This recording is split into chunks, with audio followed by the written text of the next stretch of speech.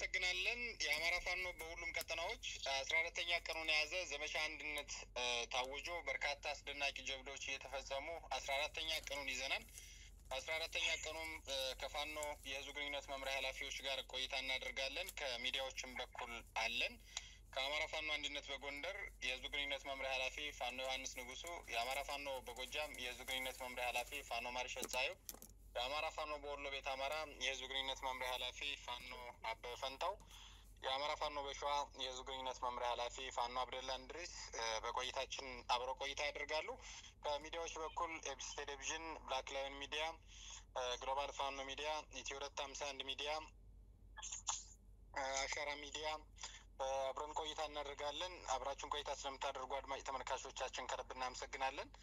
የአማራ ፋኖ አንድነት በጎንደር የህዝብ ግንኙነት መምሪያ ኃላፊ ፋኖ ዮሐንስ ንጉሱ 14ኛ ቀኑን የያዘው የዘመቻ አንድነት በጎንደር ግንባር ያሉ መረጃዎች ምን ይመስላሉ?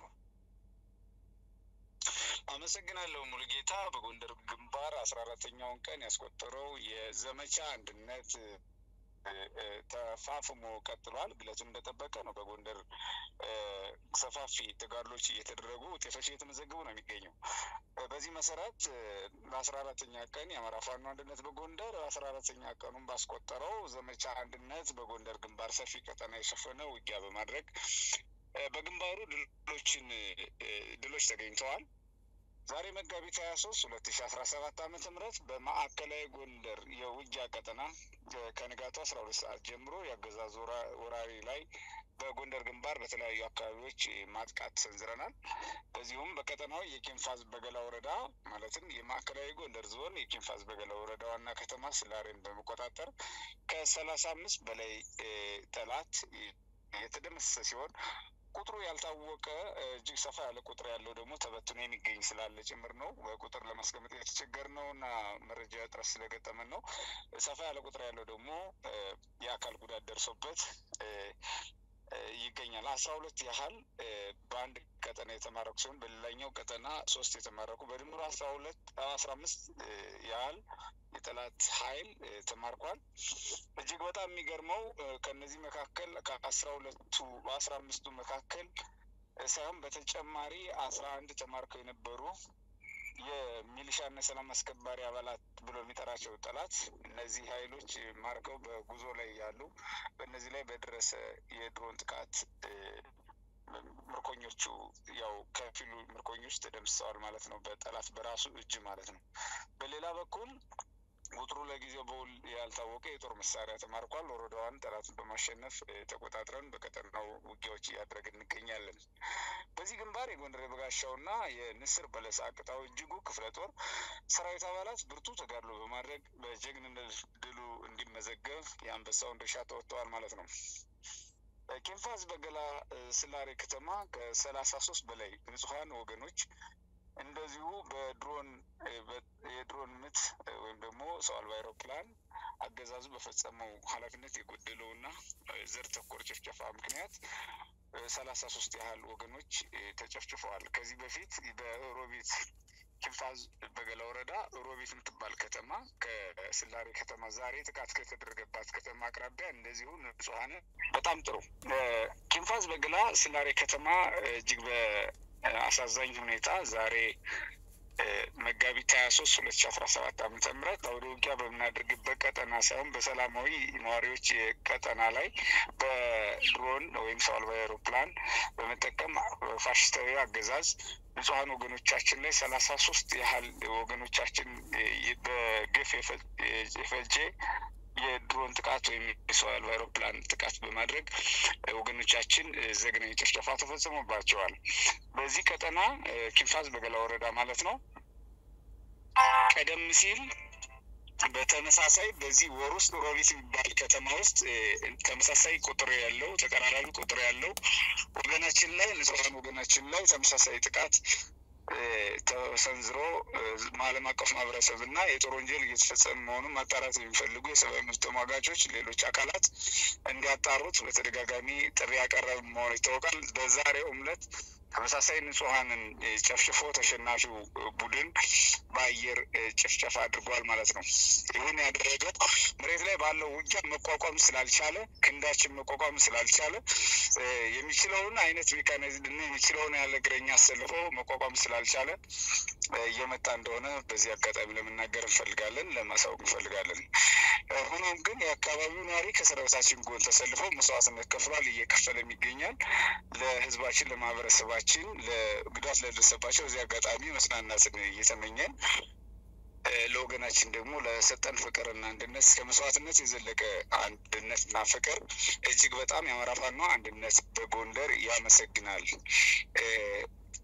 ሽንፋዝ በገላ ወረዳ ስላሬ ከበባ ለመታደግ እየተዘጋጀ በነበረው ጠላት ላይ ወገራ ወረዳ አምባ ጊዮርጊስ ከተማን በፍጥነት በመቆጣጠር ጠላትን አይቀጡ ቅጣት እየቀጣ የሚገኘው የጎንደር በጋሻውና የራስ አሞራው ውብነህ ኮር የራስ ደጀን ክፍለ ጦር የቻላቸው እንየውና የታደለ መለሰ ብርጌዶች ናቸው። በዚህ ግንባርም አምባ ጊዮርጊስ ከተማን በአሁኑ ሰዓት በቁጥጥር ስር አውለን አውዶጊያዎችን እያደረገን የሚገኝ ሲሆን በዚህ በአምባ ጊዮርጊስ ጠላት ከድምሰሳት አብዛኛው ተደምሷል። ከድምሰሳት የተረፈው ደግሞ ከተማው ሸሽቶ ከተማውን ለቆ ጅዋሻ ከተባለ የቀብሮ ጉድጓድ ምሽግ በመግባት ራሱን ለማስራት አሁን ድረስ የተከላከለ ይገኛል። ከተማው ሙሉ በሙሉ ከጎንደር ደባርቅ የሚወስደው የአምባ ጊዮርጊስ ከተማና ሙሉ ጥቁር አስፋልት መስመር በእጃችን ይገኛል። በሌላ በኩል እስካሁን ፖሊስ ጣቢያና ብልጽግና ጽሕፈት ቤት በውጊያው ከፊሎች ተቆጣጥረናል። ከፊሉን ደግሞ ከበውስጥ ገብተው የግብ እስረኞች ደግሞ እንዲወጡ እያደረግን እንገኛለን። በከፊሉ ሁኔታ ደግሞ በአውደ ውጊያ ጉዳት ደርሶበታል ፖሊስ ጣቢያው ማለት ነው። ከአምባ ጊዮርጊስ ስላሬ፣ ሳንታ ጥቅም፣ ሰንበትዬ፣ ብራና ወይራ በተሰኙ ቦታዎች እንደዚሁ በልዩ ስቦ መምታት ወታደራዊ ስትራቴጂ ከ5 በላይ የጠላት ኃይል የተመታ ሲሆን ከ7 በላይ ደግሞ ቁስለኛ እንዲሆን የተደረገበት ሌላኛው የማዕከላዊ ቀጠና የወደ ውጊያ ድል ሆኖ የተመዘገበ ነው ማለት ነው። በዛሬው ዕለት ሰሜናዊ ጎንደር ቀጠና በዳባት ወረዳ ዳባት ከተማ አዳሩን የአማራ ፋኖ አንድነት በጎንደር በወሰደ የዘመቻ አንድነት ኦፕሬሽን 14 ሙት ሆኗል። የጠላት ኃይል ተደምስሷል። ማንነቱ ለጊዜው ያልተረጋገጠ የፖለቲካ አመራር እሱን ጨምሮ ማለት ነው 14 ተደምስሷል። የወረዳ ፍርድ ቤት በተኩስ ልውውጡ ወድሟል። ይህም የጠላት የመረጃ ማከማቻ ዳታቤዝ በምርኮ ተይዟል። ልዩ ሰነዶች በእጃችን ገብቷል ማለት ነው። ይህ የሆነው የጎንደር በጋሻው ክፍለ ጦርና ሌሎች በቅንጅት በተሰራ ነው ማለት ነው። ሌላ የጎንደር በጋሻው ክፍለ ጦር ያሳምነው ብርጌድ እና ሌሎች ሻለቆች በጎንደር ዙሪያ ወረዳ ማክሰኝት አካባቢ ደጎላና አካባቢው በጠላት ላይ በውል ያልተለየ ለጊዜው ያልተለየ ሰብአዊና ቁሳዊ ኪሳራ ደረሰ አውደ ውጊያ አድርገዋል። ሆኖም ግን በዚሁም 2 ንጹሐን ታዳጊ ተማሪዎች በሞርተር በጠላት ሞርተር ተኩስ ጉዳት ደርሶባቸዋል። ጠላት በድንጋጤ አጠቃላይ የጎንደር ቀጠና ላይ እየፈረሰ የተፈራከረከ የሚገኝበት ሁኔታ ነው ያለው። ሰሜናዊ ጎንደር ቀጠና ዳባት ወረዳ ወቅመረባ የአማራ ፋኖ አንድነት በጎንደር ራስ አሞራው ኮር ሰሜን ብርቅዬ ክፍለ ጦርና አያሌው ብሩ ክፍለ ጦር በጥምረት ውጤታማ ወታደራዊ ዘመቻ ፈጽመዋል። ከ23 በላይ የተደመሰሰ ሲሆን እስካሁን ቁጥሩ ያልታወቀ የቆሰለ መሆኑ ተረጋግጧል። የጠላት ሻለቃ አዛዥ በዚህ ግንባር የተገኘው አሁን አንጸባራቂ ድል አንዱ የጠላት ሻለቃ አዛዥ አበራ ካሳ ታረቀኝ የተባለው ከታጠቀው የጦር መሳሪያና ወታደራዊ መገናኛ ሬዲዮ ጋር የተማረከ ሻለቃ ነው ማለት ነው። በ3ኛ ኮር ጥምር ክፍለ ጦሮች እጅ ይገኛል። በሰሜን ብርቅዬ ክፍለ ጦርና በአያሌው ብሩ ክፍለ ጦር የጋራ ጥምር ኦፕሬሽን የሰራ ሰራዊታችን እጅ ይገኛል።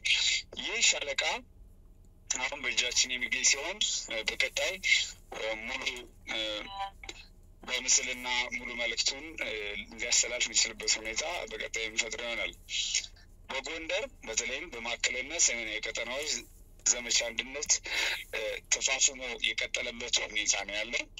ያልተመዘገቡ አውደ ውጊያዎች ከዚህ ቀደም ሲል በትናንትናው ዕለት ተካሂዶ የነበረ የአንደኛ ኮር የሜጀር ጀነራል ባንታ አባተ ክፍለ ጦር ይቅርታ ኮር የአጼ ፋሲል ክፍለ ጦር ርብ አካባቢ በውል ያልታወቀ ቁሳዊና ሰብአዊ ኪሳራ ያደረሰበት አውደ ውጊያ ነበረ። እንዲሁም በእንቃሽና አካባቢው የነበሩ መለስተኛ አውደ ውጊያዎችም ከትላንት ወዲያ የነበሩ መለስተኛ አውደ ውጊያዎች በውጤት ደረጃ ዝቅተኛ ሰብአዊና ቁሳዊ ኪሳራ የተመዘገበባቸው አውደ ውጊያዎች በጥቅሉ በጎንደር ቀጠና የዘመቻ አንድነት አካል ሆነው አውደ ውጊያዎች እየተደረጉ ነው የሚገኘው። እጅግ ግለቱን የጠበቀ አውደ ውጊያ አሁንም በጎንደር ተጠናክሮ ቀጥሏል፣ ይቀጥላልም። ዮሐንስ ንጉሱ አመሰግናለሁ። ከልብ እናመሰግናለን። የአማራ ፋኖ አንድነት በጎንደር የህዝብ ግንኙነት መምሪያ ኃላፊ ፋኖ ዮሐንስ ንጉሱ ለደረሰው የንጹሃን ጭፍጨፋም ከልብ እናዝናለን። ከዛ በተጨማሪ የአማራ ፋኖ በወሎ ቤት አማራ የህዝብ ግንኙነት መምሪያ ኃላፊ ፋኖ አበበ ፈንታው ወደ አንተ እንምጣ።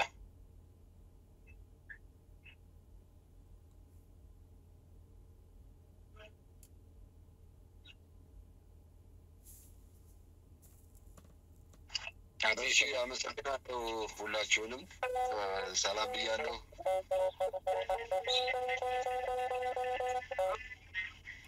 አሻቤ ጀምር። እሺ አመሰግናለሁ። እንግዲህ በዘመቻ አንድነት በመላው አማራ ተጠናክሮ ቀጥሏል። 14ኛ ቀኑን በያዘው ዛሬ መጋቢት 23 2017 ዓመተ ምህረት የአማራ ፋኖ በወሎ ቤት አማራ በበርካታ ቀጠናዎች ተጋድሎ እያደረገ እንደሰነበተ ይታወቃል። ከዚህ ጋር ተያይዞ ከዛ በፊት አጠቃላይ እንደ አማራ ፋኖ በወሎ ቤት አማራ በጎጃም ቀጠና ሰሜን መጫ ብራቃት ለደረሰው ወገኖቻችን ላይ ለተፈጸመው ቤት ለቤት ለተደረገው ጭፍጨፋ እንግዲህ ከ50 ያላነሱ ንጹሃን ወገኖቻችን ተጨፍጭፈዋል። በዚህም እንደ አማራ ፋኖ በወሎ ቤት አማራ ወገኖቻችን ላይ ለደረሰው እጅግ ዘግናኝ ጭፍጨፋ ከልብ እናዝናለን። እንዲሁ ደግሞ አሁን ወንድማችን አርበኛ ዮሐንስ ንጉሱ እንደነገረና እንደገለጸልን እንዲሁ በጎንደር ቀጠና እንግዲህ ኪንፋስ በገላ ስላሬ የሚባል ወረዳ ላይ አባብይ አህመድ የአየር ኃይል ምድብተኛ እንግዲህ በሰው አልባ አውሮፕላን በድሮን ንጹሃን ወገኖቻችንን የጨፈጨፈበት ሁኔታ አለ። ይህም እንግዲህ ወደ 30 ምናምን የደረሰበት ሁኔታ እንግዲህ ሞታችን ቁጥር ሆኖ በዚህ ደረጃ የደረሰበትና ለትግል የወጣንበት ሁኔታ እንዳለ ይታወቃል። አንዱ የአማራ ሕዝብ ህልውና አደጋ አለበት ብለን ለትግል የወጣንበት ዓላማ ስለሆነ ይህ ነገር ሊቆም የሚችለው በተጋድሎ ስለሆነ አሁንም የአማራ ሕዝብ የአማራ ፋኖ አንዱ ሆኖ ለነዚህ ለሚጨፈጨፉት ወገኖቻችን ስንል እንታገል፣ እንጋደል፣ ተጋድሏችንን አጠናክረን እንቀጥል። ደም በደም ይጠረን። የወገኖቻችንን ደም ደግሞ በዘመቻ አንድነት አጠናክረን ደማችንን እናፍሳለን፣ የወገኖቻችንን እንባ እንጠርጋለን ብዬ አስባለሁ። ከዛ በዘለለ እንደ አማራ ፋኖ በወሎ ቤት አማራ አሁንም በርካታ ተጋድሎዎች እያደረግ እንዳሰነበትን ይታወቃል። ስለዚህ የሰሞኑን በተለይ የ14 ቀን የ13 ቀን ተጋድሎውን ገምግመን አንዳንድ ግብአቶችን አስተካክለን ያለፈው እንዴት ነበር የሚለውንም ሁሉ ከግምት ውስጥ ያስገባ ስራዎችን ወደፊት እንሰራለን ብለን እናስባለን። ሰሞኑ እንደምታውቁት ክልሉ ወጣቶችን በተለያዩ የመዝናኛ ቦታዎችም የሃይማኖት ቦታዎችም ጭምር እያፈሰ ወደ ማሰልጠኛ ማጎሪያዎች እየወሰደ በግድ እያሰለጠነ እያመጣ እንደሆነ ይታወቃል። በዚህም በእኛ ቀጠና ወደ ሰሜን ወሎም ያመጣበት ሁኔታ አለ። ወደ ወረዳዎችም የበታተነበትና ስምሪት የሰጠበት ሁኔታ አለ። ከመሰጠታቸው በፊት እንግዲህ ወልዲያ ከተማ ባሉበት ሁኔታ መጋቢት 22 2017 ዓመተ ምህረት ምሽት ላይ አማራ ፋኖ በወሎ ምስራቅ አማራ ኮር አንድ አሳምነው ክፍለ ጦር 5ኛ ሻለቃ ገብተው አቀባበል አድርገውላቸዋል። ወልዲያ ከተማ ያለውን ግለትም እንዲያውቁት የማድረግ ስራ ያክል እሳት ውስጥ እንደገቡ ማወቅም ስላለባቸው ሙሉ ከተማ ላይ መሀል ፒያሳ ገብተው በርካታ ስራዎችን ሰርተው ነባር የብልጽግና አገልጋይ ወዳደር ጥምር ጦሩንም አዲስ የመጣውንም ጭምር ያለውን ነባራዊ ሁኔታ አሳይተው በርካታ ስራ በመፊት ሰርተው የወጡበት ሁኔታ አለ። ከዛ በዘለለ አሁንም አዲስ ተመርቆ የመጣው ምልምልም ጭምር እየተመመ ፋኑን እየተቀላቀለ ያለበት ነባራዊ ሁኔታ አለ። በዚህ አጋጣሚ ለእነዚህ ታጋዮች የያዙትንም ጦር መሳሪያ ጭምር ከአሁን በፊትም ሲደረግ እንደነበረው አሁንም ክላሽም፣ ብሬንም፣ ስናይፐርም ዲሽቃም ይዘው ሲኮበልሉ ፋኖ ተገቢውን ክፍያም ከትግሉ ከህልውናው ባሻገር የሚያስፈልገውን ለእነሱ የሚሆነውን ነገር ጭምር እያደረገ የመጣበት ሁኔታ አለ። አሁንም ይሄ ተመሳሳይ ሁኔታ ተጠናክሮ እንደሚቀጥልም በዚህ አጋጣሚ ማሳሰብ እፈልጋለሁ። ከዛ ውጭ ግን አሁን ላይ ባለው ሁኔታ ያሉ የከረሙ ሁኔታዎችን ገምግመን በቀጣይ ተጋድሎውን አጠናክረን የምንሄድበት ሁኔታ ይኖራል። ከዛ በዘለለ ሰሞኑን ባደረግናቸው በርካታ ተጋድሎዎች ብዙ ነጻ ቀጠናዎችን እንዳገኘና እንዳስጠበቀን ይታወቃል። ከዚህም አማራ ሳይንት አካባቢ ኮሬብና ደብረ ዘይት ሁለት ትላልቅ ከተሞች ናቸው። ታዳጊ ከተሞችም ቢሆኑ በጣም በፍጥነት እያደጉና በርካታ ህዝብ የሚገኝባቸው አካባቢዎች ነው። ኮሬብ ከተማ ላይ በተለይ ከ1446ኛው የኢድ አልፈጥር በዓል ሲከበር በጣም በደማቅ ሁኔታ ከፋኖች ጋር ህዝቡ ያከበረበት ሁኔታ አለ። ከዚህ ጋር ተያይዞ ነጻ ቀጠናዎቹን ማስለቀቅ ባለመቻሉ ጠላት ከሕክምና ቁሳቁስ ጨምሮ አጠቃላይ የምግብ ግብአቶችንም ጭምር ወደ አካባቢው እንዳይገባ መንገድ የዘጋበት ሁኔታ አለ። ወደ ኮሬብም ደብረ ዘይትም አጠቃላይ እንደኛ ቀጠና እንደ አማራ ፋኖ በወሎ ቤት አማራ በሁሉም የወሎ ቤት አማራ ቀጠናዎች ፋኖ በተቆጣጠራቸው አካባቢዎች እንደነዚህ አይነት አገዛዙ በሽንፈት ጎዳና ላይ ነው ያለው። ሽንፈቱን ህዝብ ላይ ማዕቀብ በመጣል በርካታ ስራዎችን እየሰራ እንደሆነ ይታወቅ። እነዚህ ቀጠናዎችም ላይ ህዝባችን የተጻፈ በአዋጅ የታወጀ እቀባን ብቻ አይደለም ትኩረት ሊሰጠው የሚገባው ዓለም አቀፉ ማህበረሰብም ቢሆን ምክንያቱም ህዝባችን ባልተጻፉ ህጎች ባልተጻፉ እቀባዎች በርካታ ተጽዕኖዎች እየደረሱበት ነው እና ያለው የአብይ አህመዱ የብልጽግና የአንድ ቡድን አገዛዝ በአውደ ውጊያ እየደረሰበት ያለውን ሽንፈት በፖለቲካው መስክ እየደረሰበት ያለውን ሽንፈት ንጹሐን ህዝባችን ላይ በጦር ሜዳም ባዮሎጂካል ጦርነት በመክፈትም አጠቃላይ የምርት የግብርና ግብአቶችም ጭምር ከአንዱ ወደ አንዱ እንዳይሄድ እቀባ እያደረገ ያለበት ነባራዊ ሁኔታ ነው ያለው። ይህን ትኩረት በመስጠት የሚመለከተው አካል ከዚህ ድርጊቱ የማይቆጠብ ከሆነ እርምጃችንንም አጠናክረን የምንቀጥል ይሆናል። ከዛ በዘለለ ግን ሰሞኑን የአማራ ፋኖ በወሎ ቤት አማራ የነበሩ ሁኔታዎችን ገምግመን አስተካክለን ከዛሬዋ ከዚህ ሰዓት ጀምሮ በቀጣይም ዘመቻ አንድነትን አጠናክረን እንቀጥላለን። የሚፈጠሩ ድሎችንም ለህዝባችን እያሳወቅን እንቀጥላለን። ከዚህ ጋር ተያይዞ አገዛዙ እንደምታውቁት ሽንፈት እየደረሰበት ነው ያለው። አንድ ከፍተኛ ጄኔራል ይመር መኮንን ይባላል። ከአዲስ አበባ እንግዲህ የአምባሰል ተወላጅ ተብሎ ወደ ኮምቦልቻ በመምጣት ኮምቦልቻ ላይ የአምባሰልና የአካባቢ ተወላጆችን፣ ባለሀብቶችን፣ ተጽዕኖ ፈጣሪዎችን፣ ምሁሮችን ጭምር በድብቅ በመሰብሰብ አንድ አጀንዳ የሰጠበትኝና ተወላጆችንም ወደ አካባቢው በመግባት ከማህበረሰቡ ላይ በስውር የሚሰሩበትንና አንዳንድ የፋኖ አመራሮችንም ታጋዮችንም ጭምር እያገኙ ሎቢ እንዲያደርጉ ያስገደደበት ሁኔታ እንዳለና እነማን ጭምር እዛ ልዑል መኮንን ሆቴል ላይ ተሰብስበው ከጄኔራሉ ጋር ንግግር እንዳደረጉ ጭምር እናውቃለን። በሁሉም መስክ ማለት ነው። በምሁራኑም በአርቲስቶችም በተለያየ የሙያ መስክ ያሉ ባለሀብቶችንም ተጽዕኖ ፈጣሪ ናቸው የተባሉ ታዋቂ ግለሰቦችንም ጭምር ሰብስቦ ነው ጄኔራሉ እሱም የዛ አካባቢ ተወላጅ በሚል ነው እንግዲህ የመጣው ማለት ነው። ከዚህ ጋር ተያይዞ የተሰጣቸውን ተልዕኮ በሙሉ እናውቃለን። ምንም አይነት ስምሪት አድርገው አንዳቸውንም ካገኙት የአማራ ፋኖ በወሎ ቤት አማራ እንደ ድርጅት እርምጃ የሚወስድ መሆኑን በዚህ አጋጣሚ ያልደረስንበት የማናውቀው ነገርም የለም። ውስጥ አርበኞቻችንም ምስጋና ይገባቸዋል። እያንዳንዱ ምን እንደተካሄደ ምን እንደታሰበና በቀጣይ ምን ተልዕኮ እንደተሰጣቸውም ጭምር በውስጥ አርበኞቻችን በኩል ማወቅ ችለናል። ስለዚህ ከዚህ ድርጊታቸው ይቆጠቡ። የአካባቢው ተወላጆች የወጣንበትን ትግል በድሮን እየተጨፈጨፈ ያለውን ህዝባችንንም ከግምት ውስጥ በማስገባት ከድርጊታቸው ከወዲሁ ምንም ነገር እንቅስቃሴ ሳያደርጉ እንዲቆጠቡ የሚል መልእክት አለን። በተረፈ የአማራ ፋኖ በወሎ ቤት አማራ ዘመቻ አንድነቱን አጠናክሮ ይቀጥላል። አመሰግናለሁ። እሺ ከልብ አመሰግናለሁ። ፋኖ በፈንታው የአማራ ፋኖ በወሎ ቤት አማራ የህዝብ ግንኙነት መምሪያ ኃላፊ። የአማራ ፋኖ በጎጃም የህዝብ ግንኙነት መምሪያ ኃላፊ ፋኖ ማርሸት ፀሐዩ በጎጃም ግንባር 14ኛ ቀኑን የያዘው የዘመቻ አንድነት ምን ይመስላል? አመሰግናለሁ ሙሉጌታ። በቅድሚያ ጓዶቼ አርበኛ ዮሐንስ ንጉስና አርበኛ አበበ ፈንታው እንዳሉት በዛሬው ዕለት በተፈጸሙ ጭፍጨፋዎች በጎንደር ክፍለ ሀገር በወገኖቻችን ላይ የተደረሰው ጅምላ ጭፍጨፋ የአማራ ፋኖ በጎጃም ከልብ ያዝናል። ልባዊ የሀዘን ምኞቱን መግለጽ ይፈልጋል። በአማራ ፋኖ በጎጃም ቀጠና ውስጥም እንደዚሁ በተመሳሳይ እንደ ስላሬው ሁሉ ሜጫ ወረዳ ብራቃት በተባለች የገጠር ከተማ ላይ በትናንትናው ዕለት ቤት ለቤት እየገቡ በስራ ቦታቸው ላይ በየገጠሩም ከተማዋም ውስጥ ያሉ ከ50 በላይ የሚሆኑ ንጹሐን አርሶ አደሮችን፣ ሽማግሌዎችን፣ ወጣቶችን፣ አሮጊት እናቶችን ጭምር ጨፍጭፈዋል። በዚህም የአማራ ፋኖ በጎጃም በእጅጉ ሀዘን ይሰማዋል። አርበኛ ዘመነ ካሴ በአንድ ወቅት ምን ብሎ ነበር?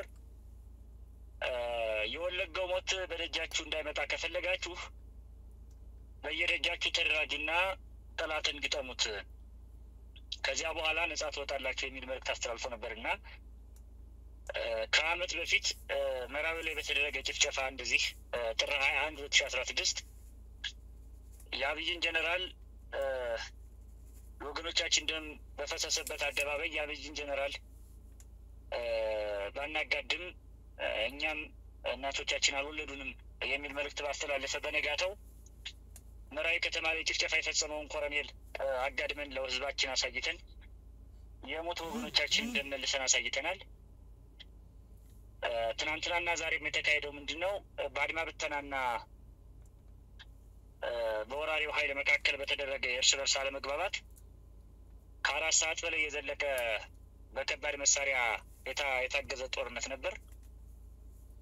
በዚህ ምክንያት ህዝቡ አድማ ብተና ወገንተኝነት አሳይቷል።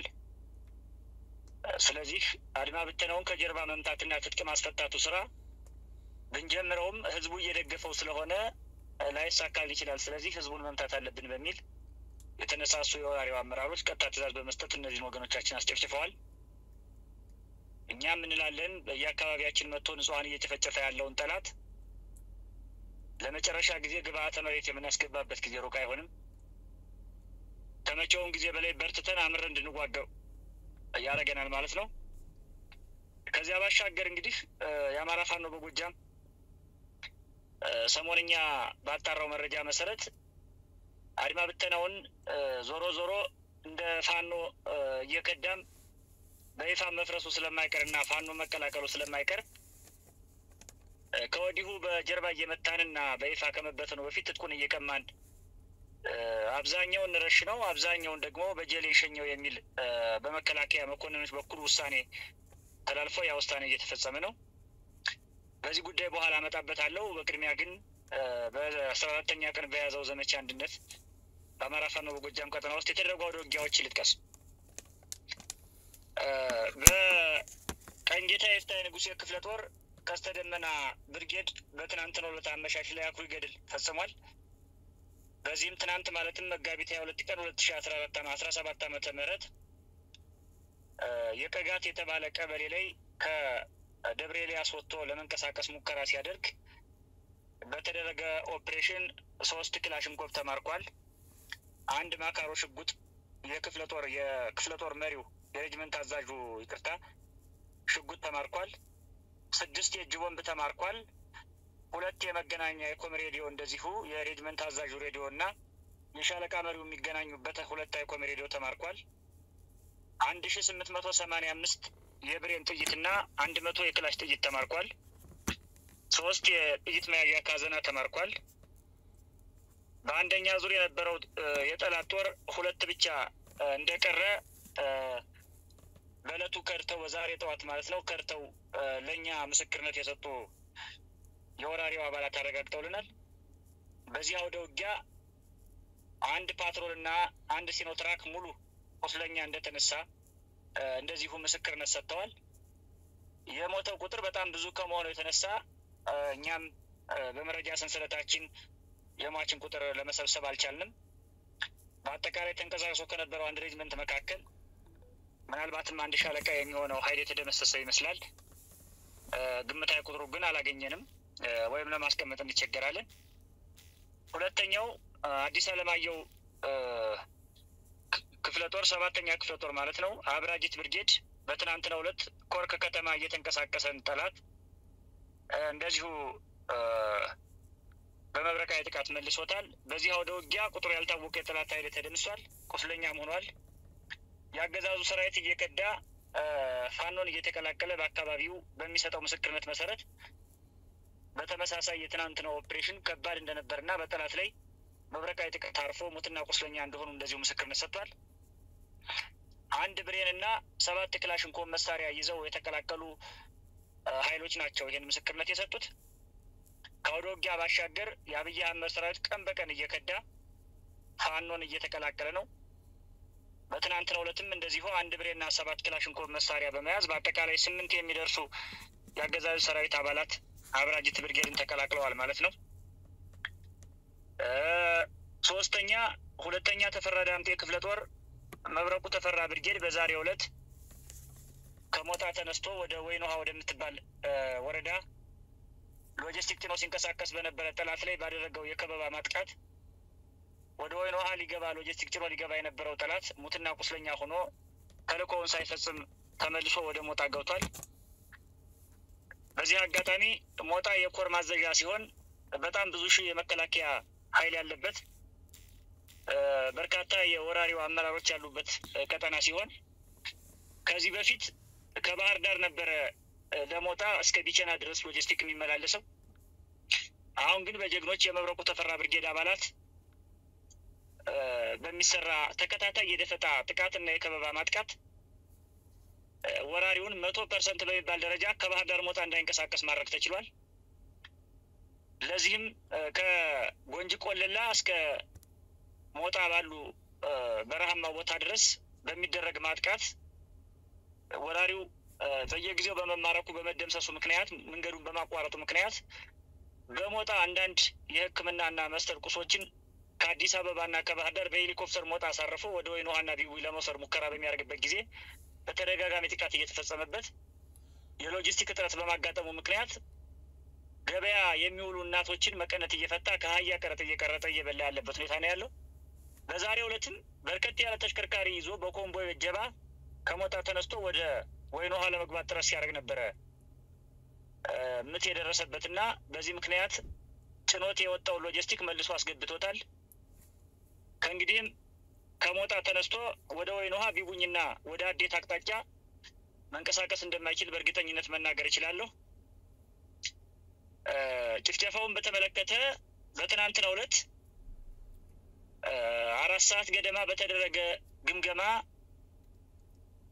የወራሪው መካከለኛ አመራሮች ወይም የሬጅመንት አዛዦች ባደረጉት ስብሰባ ሰሞኑን ተመርቀው ወደኛ ሀድ የተቀላቀሉ የአድማ ብተና አባላት ከሚዲያዎች በሰበሰብነው ግብአት መሰረትና ከውስጥ ባጣራነው መረጃ መሰረት መሳሪያ እንደታጠቁ ወደ ፋኖ ሊቀላቀሉ እየተዘጋጁ ስለሆነ ወይም የክልሉ አመራሮች እኛን በሴራ እያስመቱን መሳሪያችን እያስወሰዱብን ስለሆነ አድማ ብተና የሚባለው አያስፈልገንም፣ ስለዚህ ከፊት እያደረግን ውጊያ ላይ እናስመተው፣ እኛም ከጀርባ እንምተው፣ አለዚያ መሳሪያውን ቀምተን ወደ ቤተሰቡ በጀሌ እንስደደው የሚል ሀሳብ ቁሞ በመናገሩ ምክንያት የአድማ ብተና አባላት እኛ አማራ ነን፣ ህዝባችንን የምንጨፈጭፈው ለምንም ትርፍ አይደለም፣ አለማወቅ ነው፣ ከእንግዲህ ከህዝባችን ጎን መቆም እንፈልጋለን በሚል የእርስ በርስ አለመግባባት ተነስቶ ከ6 ሰዓት እስከ 11 ሰዓት ተኩል ድረስ ውጊያ ነበረ። አመሻሽ ላይ ነው እንግዲህ በህዝባችን ላይ ጭፍጨፋ የተፈጸመው። ከዚያ በኋላ ሌሊቱንም እንደዚሁ ቦታ ይዘው ነበር ያደሩት። ዛሬም ሙሉ ቀን እስካሁን ይሄን በማወራበት ሰዓት ሁሉ ሁለቱም የተራራቀ ቦታ ላይ ነው ያሉት። የከዱም የአድማ ብተና አባላት አሉ። እኛም ጥሪ አድርገናል። ይሄን አስመልክቶ እና አብይ አህመድ ዛሬ ጠዋት ስብሰባ ነበራቸው። ከጦር መኮንኖች ጋር ባደረጉት ስብሰባ አድማ ብተናው ዞሮ ዞሮ አማራ ነው፣ ዞሮ ዞሮ ፋኖ መሆኑ አይቀርም፣ የጦርነቱን ቅርስ ሲቀይሩትና ማጥቃት ጀምረው በተለይ ድርጅት መስርተው ወደ አዲስ አበባ መንገድ ከጀመሩ አድማ ብተናው ለኛ ሊዋጋልን ስለማይችልና የውስጥ ያለውን ፋኖነት አውጥቶ ከፋኖ ጋር ተቀላቅሎ ከአማራ ጋር ተቀላቅሎ እኛን ስለሚወጋን እኛ ሎጂስቲክና መሳሪያ ሰጥተን በራሳችን ጊዜ መወጋት የለብንም የሚል ውሳኔ ያሳልፈው በመላው አማራ የሚገኘውን አድማ ብተና በሴራ ቀስ አድርገን በማንሸራተት ትጥቁን እያስፈታን እንሰዳለን። የፖለቲካ ግንዛቤ ያለውን የአድማ ብተና አባልና አመራር አንድ ሁለት እያልን በሰበብ አስባቡ እየረሸንን አድማ ብተናውን ጥቅም አልባ አድርገን እንቀራለን የሚል ግምገማ ገምግመው እቅድ ሁሉ አወጣው። እቅዱ ሁሉ ወደ ክፍለ ጦሮችና ሬጅመንቶች እንደወረደ ሁሉ እኛ ተጨባጭ መረጃ አለን። በዚህ አጋጣሚ ለአድማ ብተና አባላትና ለአድማ ብተና ቤተሰቦች መናገር የምፈልገው ቁልፍ መልእክት አለኝ። ትናንትና የአብይ አህመድን ስልጣን ለማንበር ሲባል በሰሜኑ ጦርነት ጊዜ ውድ ህይወቱን የከፈለው የአማራ ልዩ ኃይል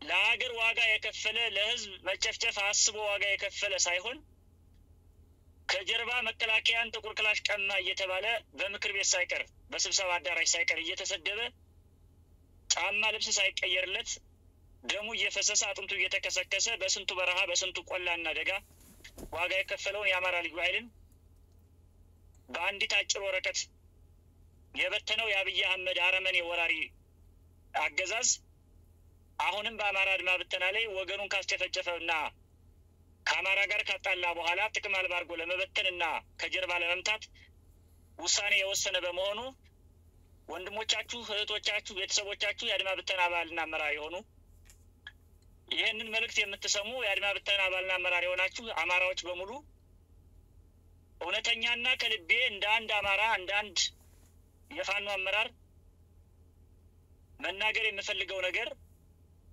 ከወዲሁ ራሳችሁን አዘጋጅታችሁ በአካባቢያችሁ ለሚገኘው የፋኖ ወንድማችሁ በመደወል ወይም ወዳለበት በመሄድ ቀን ከሌት በመጓዝ ከወገኖቻችሁ ጋር ተቀላቅላችሁ እንድትዋጉ ይህንን ገዳይ ወንድነቶቻችሁን የሚጨፈጭፍ ቤተሰቦቻችሁን የሚጨፈጭፍ ስርዓት አብረን ታግለን እንድንጥለው ከወዲሁ ተዘጋጅታችሁ አመቺ መንገድ ፈጥራችሁ ከተመቻችሁ የአብይ አህመድን ወራሪ ኃይል ከጀርባው በክላሽ በብሬን እየመታችሁ አመራር እየረሸናችሁ እየገደላችሁ ከቻላችሁ የመከላከያ የወራሪውን አባላት እያፈናችሁ እየያዛችሁ እየወጣችሁ ከወንድማችሁ ከፋኖ ጋር እንድትታገሉ በአብይ አህመድ እየተጨፈጨፈ እየተገደለ ወዳለው ወደ አማራ ህዝብ እንድትቀላቀሉ ስል መልእክቴን ለማስተላለፍ ፈልጋለሁ።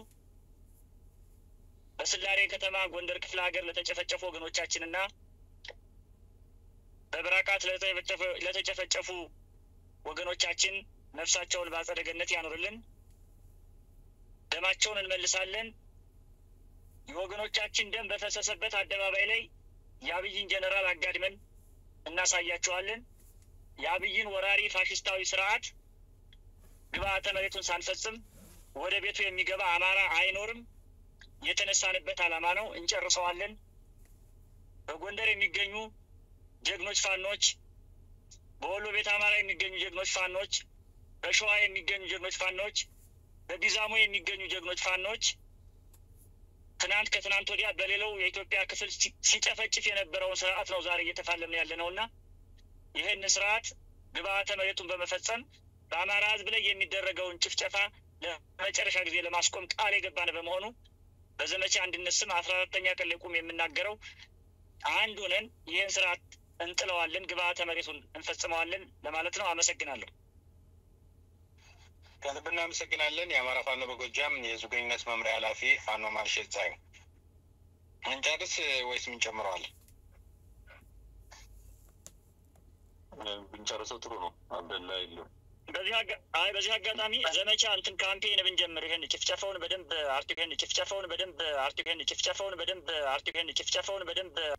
ምናልባት ከሰሞኑ አገዛዙ ከጠየቀው በወሎ ቀጠና በርከት ያለ ብር በተጨማሪ አገዛዙ ከእያንዳንዱ የንግድ የገበያ ማዕከሎች ከ1 ሚሊዮን ብር በላይ እየጠየቀ መሆኑን ቅድም በነበረኝ የስልክ መረጃ መረጃውን አድርሰውኛል። ከእያንዳንዳቸው ደግሞ ከኮንቴነር እና ሌሎችም ትንንሽ ሱቆች ከ30,000 ብር በላይ እየጠየቀ መክፈል ያልቻለውን የስራ ቦታውን በማሸግ ወደ ወታደራዊ ካምፕ እየወሰደ እያሰቃዩና እያሰሯቸው መሆኑንም ጨምረው ነግረውኛል። እና እንደ በእናንተ በኩል ማለትም በአማራ ፋኖ በወሎ ቤት አማራ ምን ስራ እየተሰራ ይገኛል? በነገራችን ላይ ይህ አይነቱ መንግስታዊ ውንብድና በባህር ዳርም በጎንደርም እና በሌሎችም አካባቢዎች እየተፈጸመ እንደሚገኝ ከዚህ በፊትም መዘገባችን ይታወቃል። ያው መረጃዎችም ደርሰውናል። በእናንተ በኩል ምን አይነት ምላሽ ይኖር ይሆን የሚል ጥያቄ ማንሳት ፈልግ።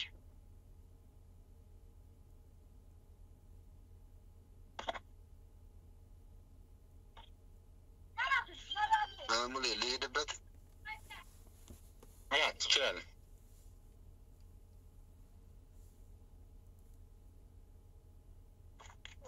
እሺ እንግዲህ በእኛ በአማራ ፋኖ በወሎ ቤት አማራ በወሎ ቤት አማራ ቀጠና በሁሉም የአማራ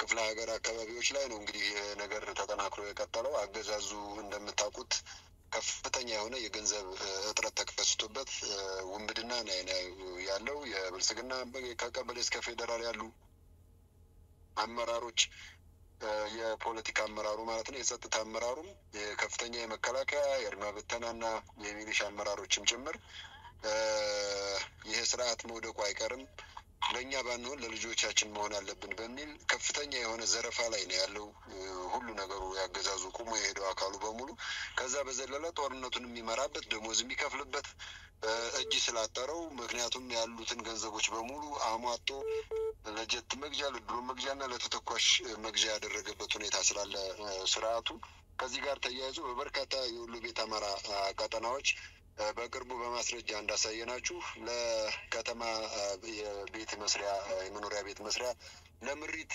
የተደራጁ ማህበራቶችን ጭምር በባንክ ነው ገንዘባቸውን የሚቆጥቡት። ባንክ ላይ የተቀመጠ ገንዘባቸውን ጭምር አበድሩን በሚል የኮምቦልቻ ከተማ አስተዳደር ከንቲባ የወሰነበትን ደብዳቤ ያያችሁት ነው። እና ከዛ በዘለሉ በርካታ የማህበራት ገንዘቦችንም ጭምር አበድሩን ወደሚል ካላበድሯቸው ደግሞ ባንኩ በእጃቸው ነው አስገድደው የሚወስዱበትን ሁኔታ ሁሉ እያመቻቹ ስለሆነ ባንኩንም ታንኩንም በጉልበት እንደያዘው ይታወቃል የአብይ አህመዱ የአንድ ቡድን አገዛዝ እና ስለዚህ ከዚህ ጋር ተያይዞ በሁሉም የወሎ ቤት አማራ ቀጠናዎች ከትናንሽ ኮንቲነሮች ጀምሮ እስከ ትላልቅ የንግድ ስራ ማህበራት ድረስ ከፍተኛ የሆነ ብዝበዛ ከገንዘብ አዋጡ ካላዋጡ ደግሞ በጉልበት የንግድ ቦታዎችን ጭምር እየዘጋ ያለበት ሁኔታ አለ። ይህንን እያስፈጸመ ያለው በንግድ መስሪያ ቤትና በገቢዎች መስሪያ ቤት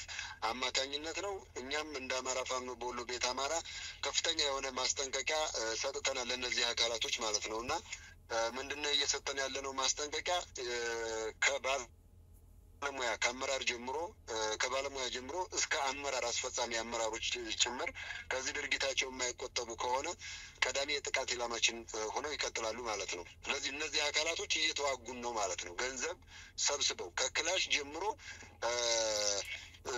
ደረጃውን ጠብቆ እስከ ቀላልና ከባድ መካናይዝድ ድረስ አልፎም በአየር ኃይል እስከ ድሮና ጀት ድረስ ህዝባችንን እየጨፈጨፈ ያለ ስርዓት ምንም አይነት ግብር ምንም አይነት ሽርራፊ ሳንቲም ለዚህ ስርዓት መስጠት መገበር አለበት ብለን ስለማናምን ህዝባችንን ይሄንን ስለሚያምንበት ለዚህ ስርዓትን መገበር ስለሌለበት ህግ አውጥተን ተጋድሎ እያደረግን ያለ ነው በዚህ ጉዳይ። ስለዚህ ይሄንን ጥሶ ባለሙያም ይሁን አመራር ለዚህ ስርዓት ገንዘብ አስገኛለሁ ብሎ እንቅስቃሴ እያደረገ ያለ በሙሉ ቀዳሚ የጥቃት ኢላማችን ሆኖ ብሬን፣ ስናይፐር፣ ዲሽቃ፣ ሞርተር እና ሌሎች መሳሪያዎችን ተሸክሞ ከሚታገለን ኃይል ለይተን ስለማናያቸው ከዛም በላይ ጦርነቱን እየመሩት ያሉት እነዚህ አካላቶች ስለሆኑ እነሱን ያነጣጠረ ጥቃት እርምጃ እንደምንወስድ ለእነዚህ አካላቶች ቤተሰቦቻቸውም ጭምር ቤተሰቦቻችን ስለሆኑ እኛ እንደ ሀገር አፍራሾቹ ሳንሆን ሀገር ተረካቢንን ሀገር እንዳትፈርስም ጭምር ነው እየታገልን ያለ ነው እና ከዛ አንጻር ትዕግስት ከኛ ስለሚጠበቅ በፍጹም ትዕግስት እነዚህ አካላቶች ከድርጊታቸው እንዲቆጠቡ ቤተሰቦቻቸውም ጭምር እጃቸውን አስገብተው እንዲያስቆሙ የሚል መልእክት በተደጋጋሚ ጊዜ አስተላልፈናል። ይህንን ተላልፎ ከተገኘ ግን ምንም አይነት ስባሪ ሳንቲም ከህዝባችን ሰብስቦ ተመልሶ ከህዝባችን በሰበሰበው ገንዘብ ደግሞ ጦር መሳሪያ ገዝቶ እንዲህ በግፍ እየጨፈጨፈን ስለሆነ አገዛዙ ይሄ ጉዳይ ክፍለ ጦሮችንም ብርጌዶችንም ሻለቆችንም ኮሮችንም ጭምር አዝምተን መዋጋት ካለብን ጭምር ልንዋጋው የሚገባ ጉዳይ መሆኑን እንደ አማራ ፋኖ በወሎ ቤት አማራ በአጽንኦት ማሳወቅ እና ማስገንዘብ እንወዳለን። ከዚህ የተለየ ሌላ ልንዋጋው የሚገባ ኃይል ስለሌለ መከላከያ አድማ ብተና ብትመታው ብትማርከው አብይ አህመድ በጉልበት እያስገደደ እያፈነ እያሰለጠነ ሊያመጣ ይችላል። ውጊያው ላልቅ የሚችለው ግን አስፈጻሚ የሚባሉ አካላቶች ለውጊያው የጀርባ አጥንት ናቸው የሚባሉ ኃይሎች ናቸው መመታት መቻል ያለባቸው። ይሄ በትግሉ የ2 ዓመት ሂደት ውስጥ በደንብ የተረዳነው የተገነዘብነው ጉዳይ ስለሆነ እዚህ ላይ ያነጣጠረ ጥቃት እንፈጽማለን። ይህንን ስርዓት በገንዘብ በመረጃ በተለያየ ነገር የሚደግፍ ኃይል በሙሉ ቀዳሚ የጥቃት ኢላማችን ነው ብለን እናምናለን። ለዚህም በጣም ትኩረት ሰጥተን ማስገንዘብ እንወዳለን። እያንዳንዱ የሚመለከተው አካል ከዚህ ድርጊቱ እንዲቆጠብ ስንል እንደ አማራ ፋኖ በወሎ መልእክታችንን እናስተላልፋለን። ከዚህ ከተጠየቀው ጥያቄ አንጻር ያለው ሁኔታ ይህንን ነው። በዚህ ልክ ነው ወደፊትም የምንሄድበት። እስካሁንም መጥተንበታል። እንደነገርናችሁ ግን በፍጹም ትዕግስት ጉዳዩን እየሄድንበት ነው ያለነው። ትዕግስታችን ተሟጧል። በጅምላ ህዝባችንን በድሮን እያስመታን ቤት ለቤት እያስጨፈጨፍን ጥይታቸውን ከህዝባችን ላይ ጨርሰው ከህዝባችን የተሰበሰበ ገንዘብ ደግሞ ለጥይት መግዣ የሚያደርጉበት ሁኔታ በፍጹም ሊቀጥል አይችልም። ይሄ ጉዳይ ቀዳሚ ጉዳያችን ነው።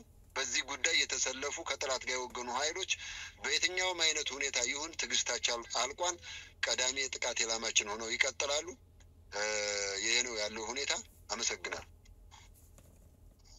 ከልብ እናመሰግናለን። የአማራ ፋኖ በወሎ ቤት አማራ የህዝብ ግንኙነት መምሪያ ኃላፊ ፋኖ አበበ ፈንታው፣ የአማራ ፋኖ አንድነት በጎንደር የህዝብ ግንኙነት መምሪያ ኃላፊ ፋኖ ዮሐንስ ንጉሱ፣ የአማራ ፋኖ በጎጃም የህዝብ ግንኙነት መምሪያ ኃላፊ ፋኖ ማርሸት ፀሐዩ፣ የአማራ ፋኖ በሸዋ የህዝብ ግንኙነት መምሪያ ኃላፊ በኢንተርኔት ምክንያት ወይም ደግሞ ስልክ ምክንያት አልተገናኘንም። ስለነበረን ቆይታ ስላደረሳችሁን መረጃ ከልብ እናመሰግናለን። ጤና ይስጥልን።